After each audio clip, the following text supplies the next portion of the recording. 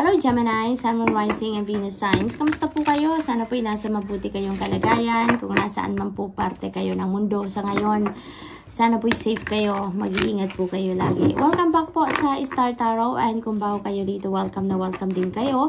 Thank you po sa inyong suporta. I truly appreciate it and God bless you all po. So, tignan natin ngayon kung ano mga messages ninyo. Gemini, unahin natin ang inyong trinkets. So, we have dice. Ayan. So, napakaganda nito kasi this symbolizes good luck. Kaya napakaswerte ninyo ngayon, no?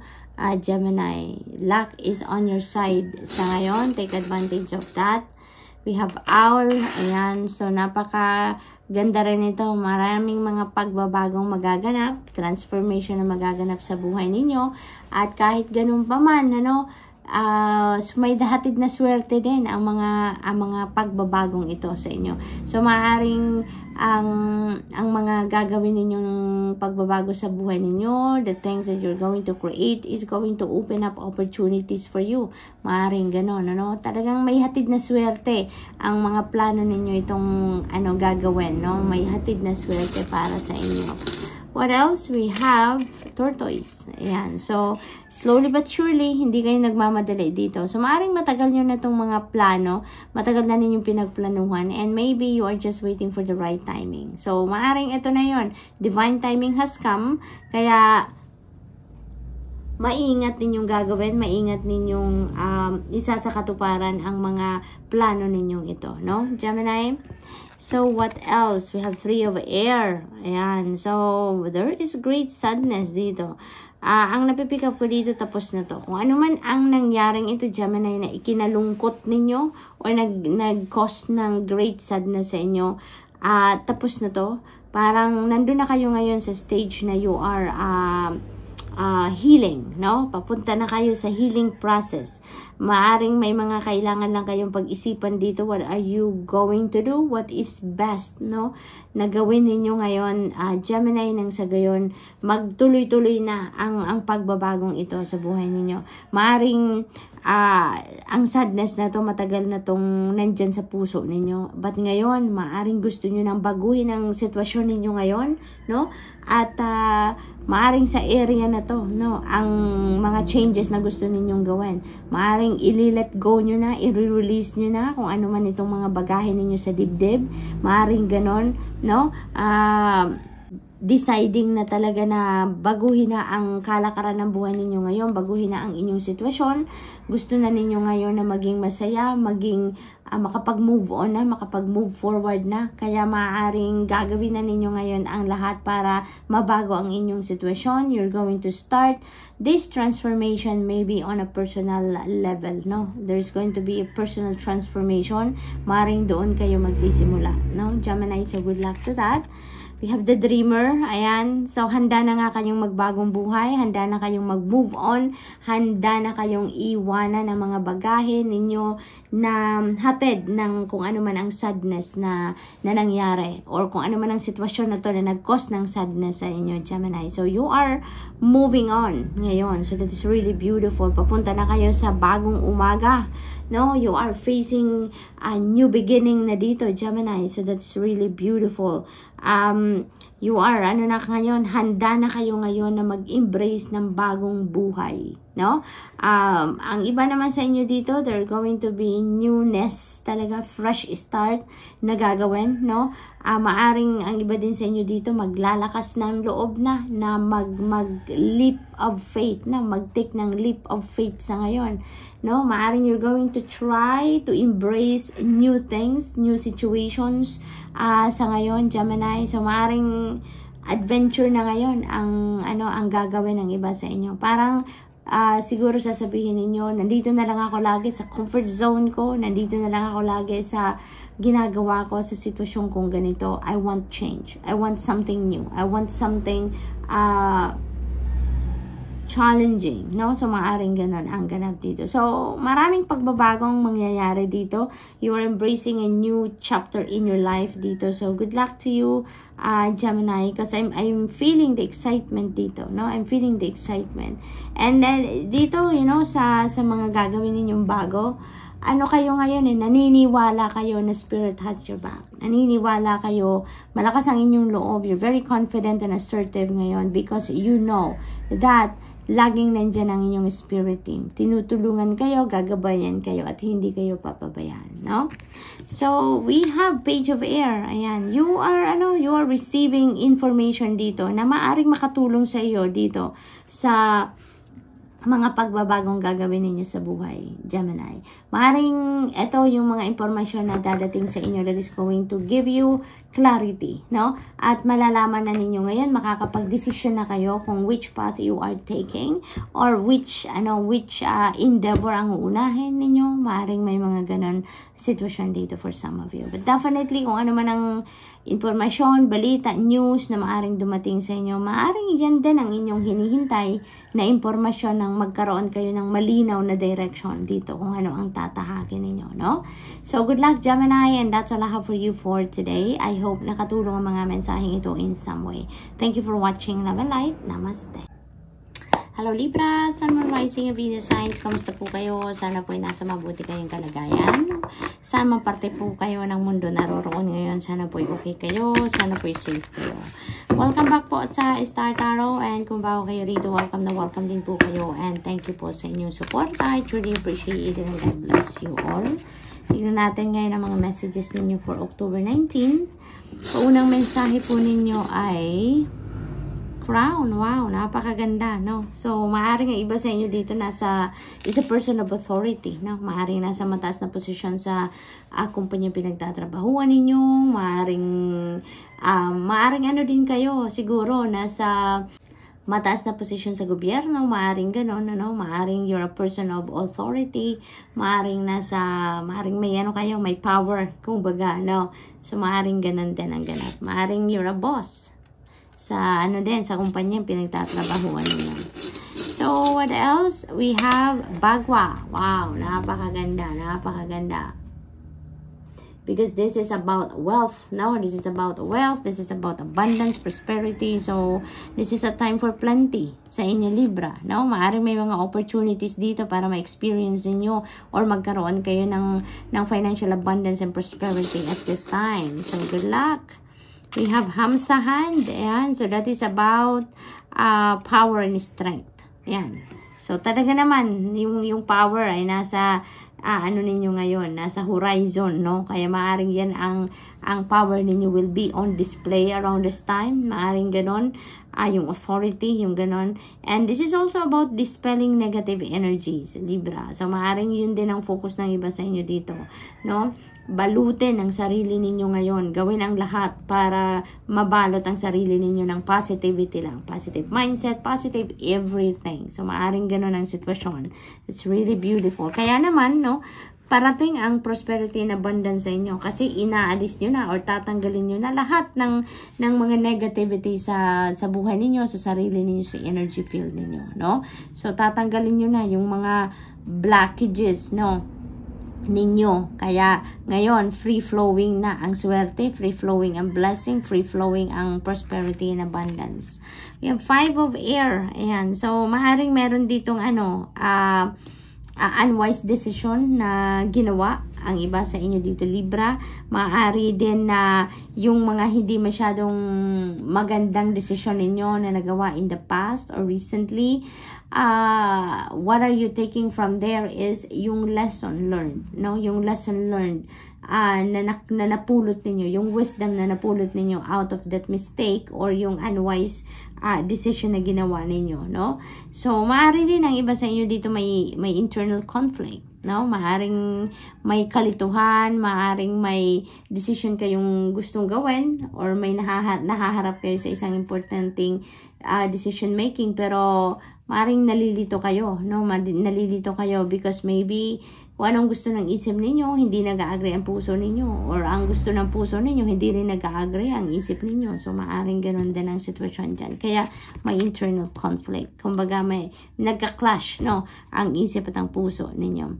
There is awakening, no? Dito, there is going to be some pause na mangyayari sa mga ginagawa ninyo dito or sa mga pinagkakaabalahan ninyo. It's because you are going to do some kind of reflection dito. Yun ang purpose kung bakit parang may mapipending dito na gagawin kayo or may mga mahihinto na pinagkakaabalahan ninyo in order to give you the opportunity or the chance na makapag-isip-isip muna, makapag-re-evaluate ng mga bagay-bagay na kailangan mangyari or kailangan ninyong gawin, or, you know, re-evaluating your situation itself na pag-isipan ninyong muli. Kasi maaring may mga bagong bagay na kailangan ninyong gawin or may mga adjustments kayo na kailangan gawin. So, sa pag-reflection mode ninyo na to, sa pag-introspection mode ninyo na to, you know, there is going to be new epiphanies, new ideas, new information, no, na magka-come up, no? There's going to, something new na papasok or may isip ninyo, ma-realize ninyo na maaring kailangan ninyong pagtuunan ng pansin rather than focusing on what you already have started, no? So, maaring ganon ang ganap. So, meron ditong mga mahahalagang bagong impormasyon, new perspective, new ideas na talaga naman you are going to put your attention to, no? So, mahahalaga yan. Kaya, maaring ma-divert talaga or i-divert ninyo yung inyong attention towards that. So, what else? We have Queen of Air. Ayan. So, you are getting the information that you need right now, no? Maaaring makatulong yan doon sa decision ninyo na gagawin. Yung mga impormasyon na makukuha ninyo ngayon. You are getting the clarity that you need ngayon. Yun ang napipick up dito. At mawawala na dito. Ito yung magbubukas ng ito yung magbibigay ng pagkakataon sa inyo na mawala na yung mga kalituhan, yung indecisiveness din nyo dito, yung confusion, yung pagka-clash ng isip at ng puso ninyo, you know, that will be replaced with clarity sa ngayon. And you will be able to see the heart of the situation. Kaya makakaroon na kayo ngayon ng pagkakataon na makapag-desisyon na kayo, no? And also dito, kung meron din naman ng iba sa inyo ditong mga transactions, negotiations na gagawin, no, or pakikipag-usap sa ibang tao, ang advice din sa inyo ni Queen of Air, be straightforward, no? Be straightforward. That is one way also of respecting other people's time and energy, no? At kayo din, no? Save your time, save your your mga importanteng oras na para sa sarili din ninyo, no? By speaking effectively, by communicating effectively and clearly. Nang sa gayon, diba, ma-express mo agad kung anong gusto mong sabihin, masabi mo agad kung anong kailangan mo, yung ganun ba. So, you are not wasting other people's time as well as yours. Diba, Libra? So, straightforward, communicate clearly and effectively. Yun ang pinaka-advice din sa inyo ni Queen of Air. For those people na magkakaroon ng mga mahalagang pag-uusap, conversation, transactions, and negotiations, no? So, Libra, good luck, and that's all I have for you for today. I hope nakatulong ang mga mensaheng ito in some way. Thank you for watching. Love and light. Namaste. Hello, Aquarius, Sun, Moon, Rising, Venus signs. Kamusta po kayo? Sana po nasa mabuti kayong kalagayan. Welcome back po sa Star Tarot. And kung bago kayo dito, welcome din po kayo. And thank you po sa inyong suporta. I truly appreciate it and God bless you all po. At kung nasaan man po kayo ngayon, sana po safe kayo, sana po okay kayo, no? Keep safe at mag-iingat po lagi. Tingnan natin ang mga paunang mensahe ninyo through the trinkets, no? This is for October 19. We have this one. This is about confidence. This is about beauty. This is about determination, no? So, maaring yun ang mga katangian ninyo na maha-highlight sa ngayon, no? Sa araw na ito. We also have the barrel. Ayan. So, napakaganda. Kasi, ang focus ng iba sa inyo ngayon is your well-being, no? Yung kalusugan ninyo, yung overall health ninyo, well-being, yung mga ganon, ano? And, maaari din na may mga transformation na magaganap dito sa buhay ninyo, sa iba't ibang parte ng buhay ninyo. Kasi parang, maaring may gagawin kayo dito like pag-re-release, no? May releasing, may purging na gagawin ang iba sa inyo dito, Aquarius. Kumbaga, out with the old and in with the new. So, meron transition na mangyayari dito, no? In some areas of life ninyo. We have the tortoise. Ayan. So, slowly but surely, no, you are getting ahead dito. So, parang cautious kayo sa ngayon, no, sa bawat galaw na gagawin ninyo, every step of the way na titikin ninyo towards your endeavors, or towards something, no, na pinagkakaabalahan ninyo. Yung parang hindi kayo nagmamadali dito. Instead, nag-iingat kayo dito. So, that's really beautiful. So, tingnan natin kung ano pa ang ganap for Aquarius. We have 9 of air.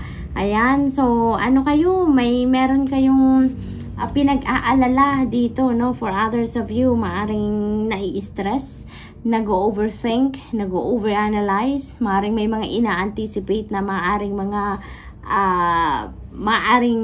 dumating na problema, yung mga ganon, yung hindi pa naman talaga siya problema, hindi pa naman talaga siya dumadating or nangyayari sa buhay ninyo, pero parang yung nag-a-anticipate kayo, yung parang iniisip ninyo kung ano ang maaring mangyari, no? Ang kaso lang, yung naiisip ng iba sa inyo dito na maaring mangyari is the worst, no? The worst case scenario, ang maaring naiisip ng iba sa inyo dito, no?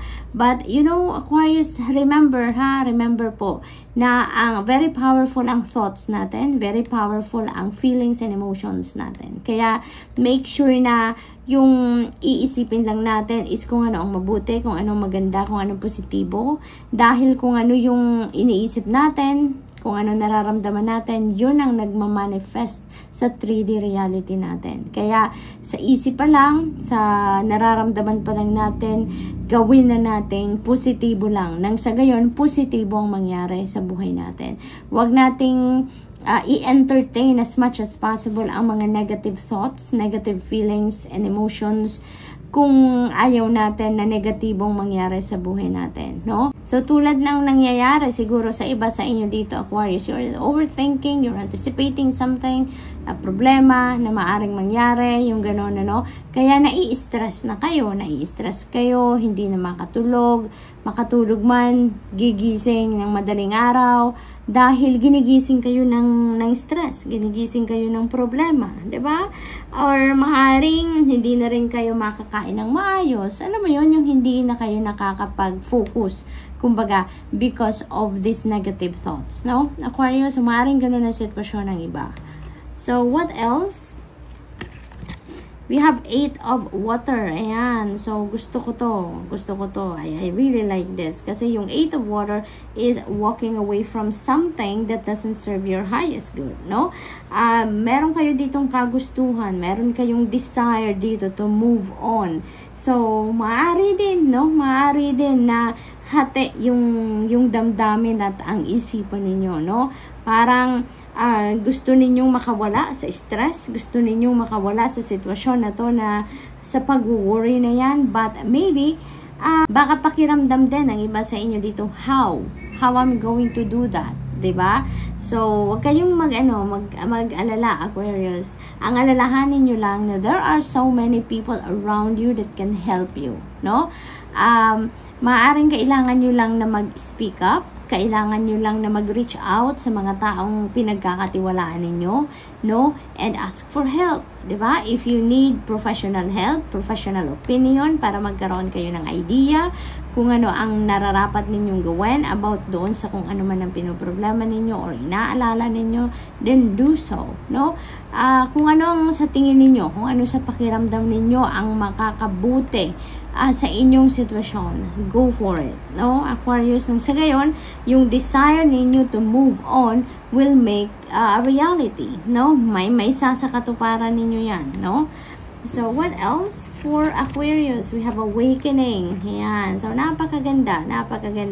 Kasi, hindi kayo dito pinapabayaan ng Divine Universe. Even if, no, ganito ang inyong sitwasyon, nasa parang nalulunod na ang iba sa inyo dito sa problema, na hindi pa naman talaga problema, no?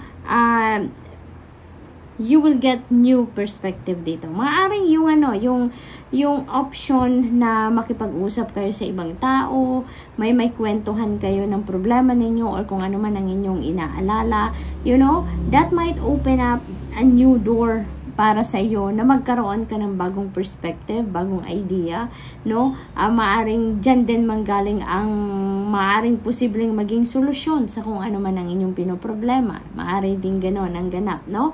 And also, now is the perfect time, no, to reflect on things. Ano mga nangyayari sa buhay ninyo? Ano yung mga nangyayari sa paligid ninyo, sa mga mahal ninyo sa buhay na maaring yun ang nakaka-apekto sa inyo sa ngayon. So, you may need to step back a little, diba? Sa kung anong pinagkakabisihan ninyo, kung ano man ang pinag-aalala ninyo, at mag-reflect kayo. Mag-reflect. Now is the time for you to go deep within, no? Nang sa gayon, you will find that inner sanctuary, dahil yun ang kailangan ninyo ngayon. Magkaroon kayo ng katiwasayan sa isip at sa damdamin, yung peace, yung ganon, nang magkaroon kayo ng space sa puso at sa isip ninyo para sa pag-find out, no, kung ano ang nararapat ninyong gawin para nang sa gayon masolusyonan ang kung ano man ang inyong mga inaalala or pinoproblema, no? So, reflection may help, meditation may help, mag-prayer mode may help, no? So, you really need to step back a little, no? Pahinga muna kayo dyan sa pagpuproblema, sa pag-iisip, sa pag-i-stress. Pahinga muna sa pagtatrabaho. You don't need a lot of time para gawin ninyo ang mga bagay na ito na kailangan ninyo munang mag-isip-isip, magmuni-muni, no? Give it to yourself. Yung time, 'di ba, na bago kayo matulog, diyan kayo mag-meditate, no? Dahil para naman ma-relax din ang tulog ninyo at the same time, dahil kahit papano, makakalma, no, yung buong katawan ninyo. When you do meditation, nakakalma ang lahat from head to toe. So, it might help you na magaan-gaan, no, yung inyong pakiramdam at lumuwag-luwag yung inyong kaisipan dito, Aquarius, no? So, that's all I have for you for today. I hope nakatulong ang mga mensaheng ito in some way. Thank you for watching. Love and light. Namaste.